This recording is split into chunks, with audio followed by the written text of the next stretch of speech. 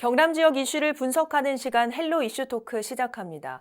얼마 전 헬로 이슈 토크에서 하나그룹의 대우조선해양 인수 소식을 전하면서 패널뿐 아니라 시청자 여러분 또한 국내 기업의 인수로 국내 조선기술 해외 유출 우려에 한시름을 놨죠.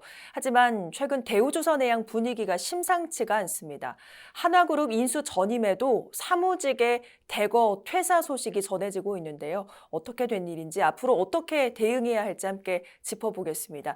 두 분 나오셨습니다. 거제시를 지역구로 한 전기풍 경남도의회 의원, 창원대학교 조선해양공학과 윤현규 교수 나오셨습니다. 어서 오세요. 예, 반갑습니다. 네, 반갑습니다.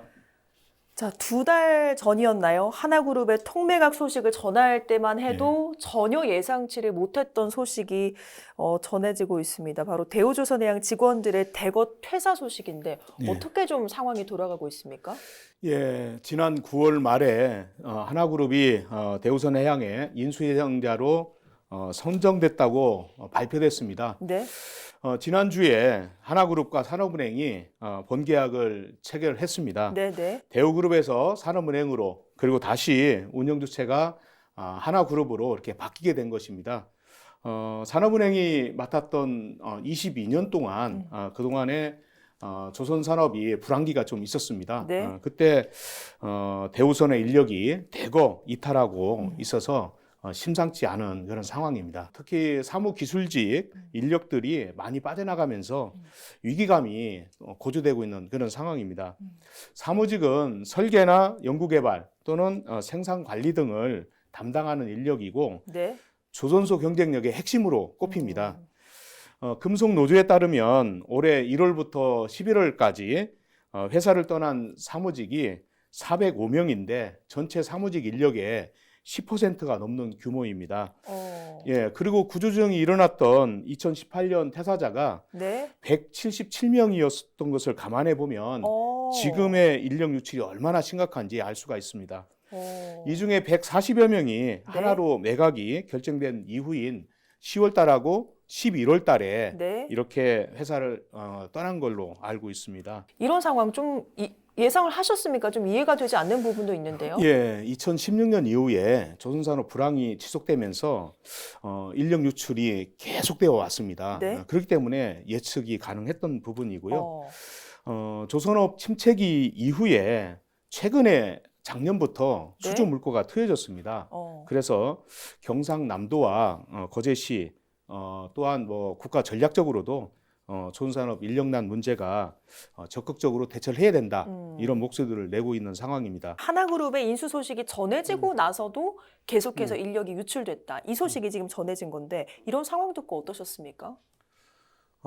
사실 어느 정도 예상은 했었습니다. 근데 이렇게 빨리 진행되었다는 것이 조금 당황스럽고요. 네. 그리고 사실 인력 부족은 방금 전 의원님 말씀대로 워낙 2014년 이후로 조선 경기가 별로 안 좋았기 때문에 인력이 많이 빠져나갔고 언론에서도 많이 알려진 바와 같이 그 많은 생산 인력들이 수도권 쪽으로 유입이 됐다고 이제 알려져 있어서 지금 작년, 올해 굉장히 많은 양의 선박을 수주한 조선소에서 인력이 필요하다는 건 예상이 됐었는데 지금 문제는 같은 동종업계에 있는 인력이 다른 보다 그래도 환경이 좋은 회사로 이직을 하고 있다는 게 더 큰 이제 문제가 되겠는데요.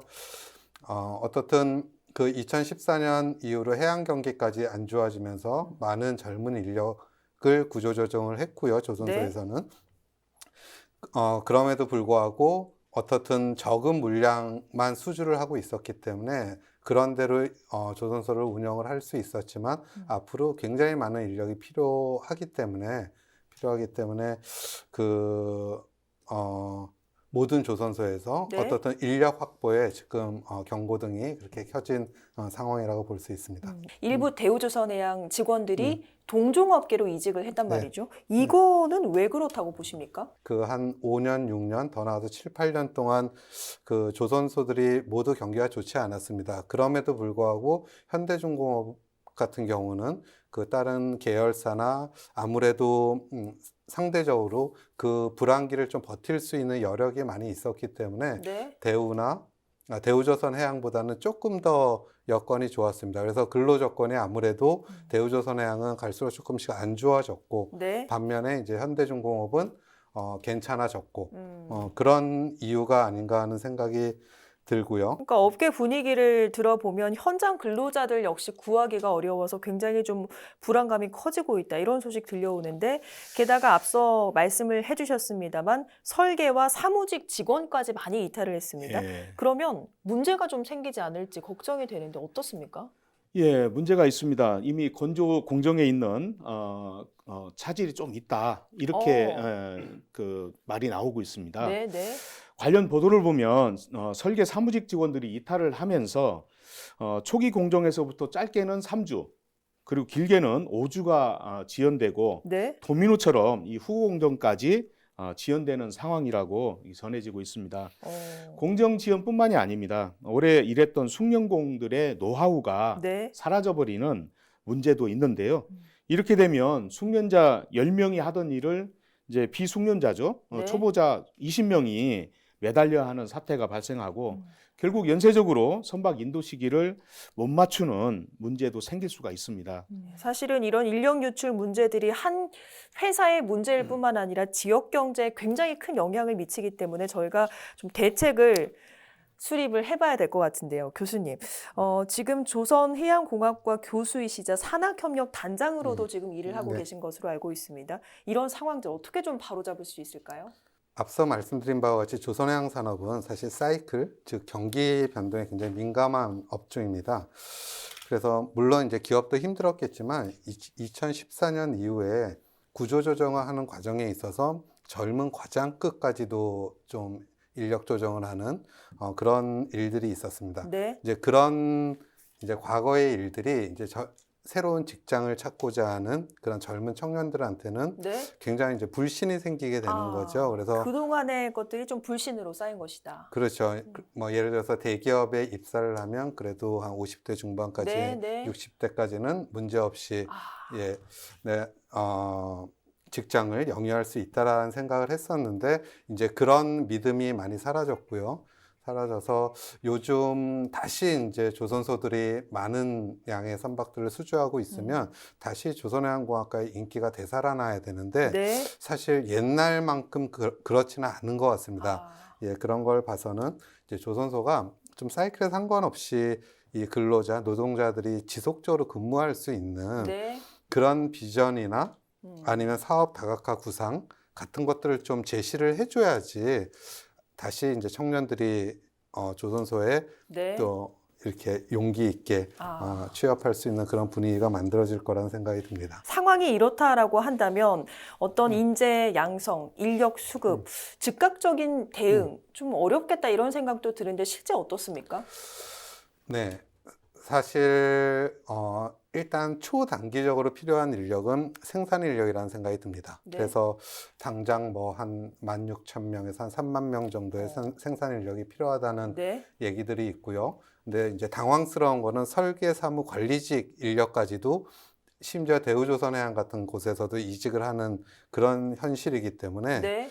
예, 이런 인력들은 사실 하루아침에 만들어지는 건 아니거든요. 예, 그러니까 적어도 이제 일반 대학을 졸업하고 2, 3년 트레이닝을 받아야지 좀 조선소에서는 일할 수 있는 그런 인력으로 성장을 하기 때문에 조금은 아무리 급하지만 그래도 네. 조금은 중기적인 안목을 가지고 이제 봐야 될 것 같고요. 제가 제안드리고 싶은 거는 네. 어떻든 이 지역에 있는 산업체는 지역의 인력을 많이 써야 된다는 생각을 합니다. 네. 예전 2008년, 9년 굉장히 조선 경기가 좋을 때 STX 조선해양이 우리 지역에 있을 때 그때 이제 임원 여러분들이 말씀하실 때도 수도권에서 내려온 인력들보다는 지역에 있는 인력들이 조선소에 훨씬 더 오래 남아 있고 네. 그렇게 오래 남아 있는 인력이 훨씬 더 조선 회사 입장에서는 도움이 된다라는 얘기를 했습니다. 네.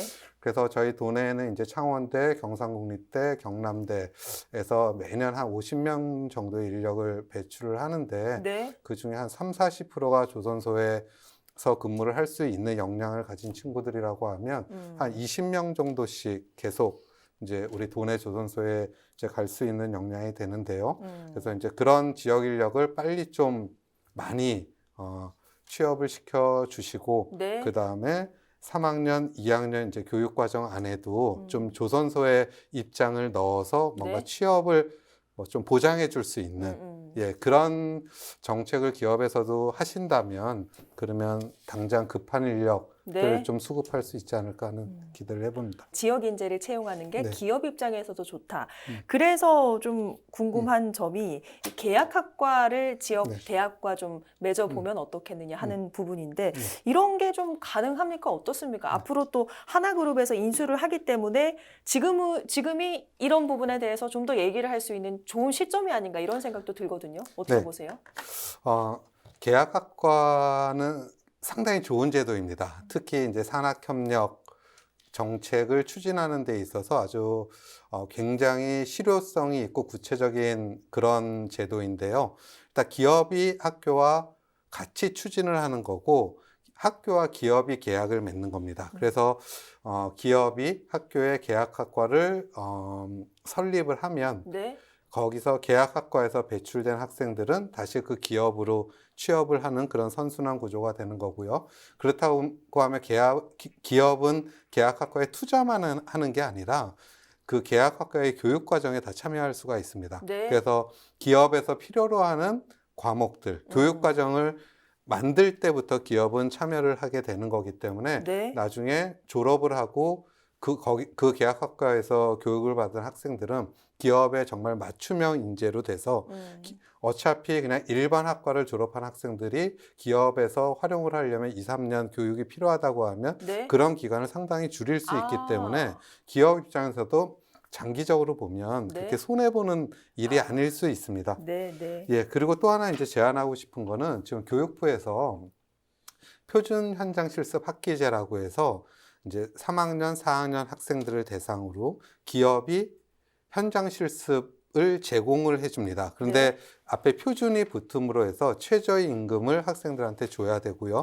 그 얘기는 일종의 인턴십의 기능이 훨씬 더 많이 가미된 제도입니다. 네. 예, 그래서 기업이 좀 표준 현장 실습 학기제를 좀 선제적으로 운영을 하셔서 네. 좀 지역 대학의 학생들을 많이 받아주고 같이 엔지니어를 양성한다라는 관점으로 좀 임해 주시면 그게 결코 기업이 그냥 임금만 아니면 학교 학생들만 도와주는 게 아니라 네. 결국 기업에서 필요로 하는 인력을 좀 더 효과적으로 키울 수 있는 방안이라는 생각이 들고요.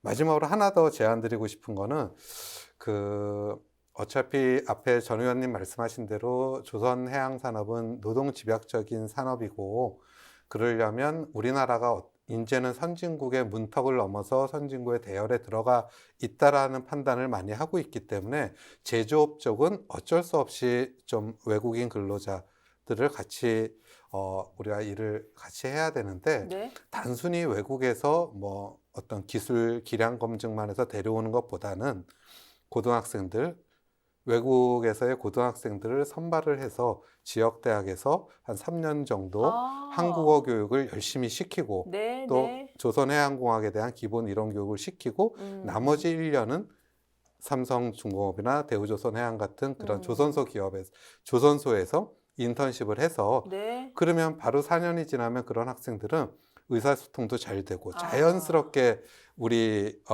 제조업을 하는 기업에서 일할 수 있는 인력이 될 것 같아서 사실 전 의원님께 네, 이런 네. 좀 정책적인 제안도 이제 드려봅니다. 3가지 정도 제안을 주셨습니다.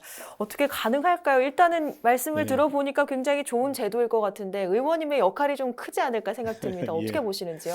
예, 윤현규 교수님 말씀에 공감을 하고요.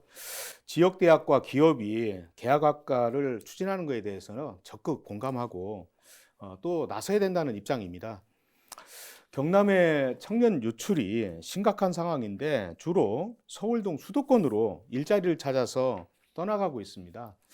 청년 유출을 막고 지역 인재를 육성하기 위한 방안으로 경상남도를 비롯한 여러 지자체가 기업이 원하는 인재를 키워내기 위해서 많은 노력을 펼치고 있습니다. 경상남도의 경우에는 지역혁신 플랫폼과 같은 사업도 추진하고 있고요. 네. 청년 정책을 계속해서 강화해 오고 있습니다.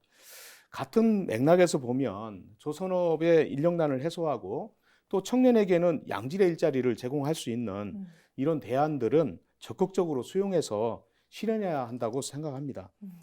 이에 대해서 경상남도와 도민들의 관심을 좀 유도하고 네. 도비나 국비 지원 이런 것들도 도의회가 역할을 할 수 있을 것이라고 생각합니다. 필요하다면 정책 제안이나 아니면 건의문 발의 이런 것들을 통해 가지고 적극적으로 검토하도록 하겠습니다. 네, 앞으로 하실 일이 굉장히 많은 것 같습니다. 자, 또 한 가지 지금 처한 상황을 좀 짚어보자면요. 현재 임금 문제 또 처우로 대우조선해양의 퇴직자가 대거 발생을 하고 있습니다. 하나그룹 측에서는 일단 인수 후의 상황을 좀 파악해 보겠다 이런 입장을 내놨는데 어느 정도 시일이 걸릴까요? 일단은 뭐 본계약을 체결을 했기 때문에 앞으로 이제 전문가들은 하나그룹이 알맹이 빠진 상태로 기업을 인수해서는 안 된다 이런 조언들을 하고 있습니다. 네.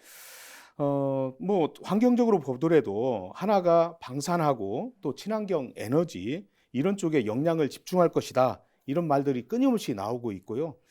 이런 상황에서 조선업의 가장 중심이 되는 상선 사업 네. 이런 부분들을 계속해서 의지를 가지고 추진하겠다 하는 말씀들을 해주셔야 되는데 네. 아직까지는 없는 것 같습니다. 네, 네. 예, 그래서 직원들이 불안해하지 않도록 하나 측에서 뭐 미래 비전을 적극적으로 발표를 한다든지 또는 직원들의 임금과 처우가 굉장히 낮아졌습니다. 네. 이런 부분들을 하나도 물론 내용들을 잘 알고 있고요. 그렇기 때문에 어떻게 하면은 상선 사업의 비전 또는 임금과 복지와 같은 처우 개선 이런 것들에 대해서 하나 측에서 적극적으로 발표도 하고 직원들을 이렇게 이끌어주면 좋겠다 이런 생각을 갖고 있습니다. 네. 지난주에 이제 하나그룹이 대우조선해양의 최종 인수 계약을 체결을 했습니다. 앞으로 지역 대학과도 좀 좋은 협업이 있었으면 좋겠는데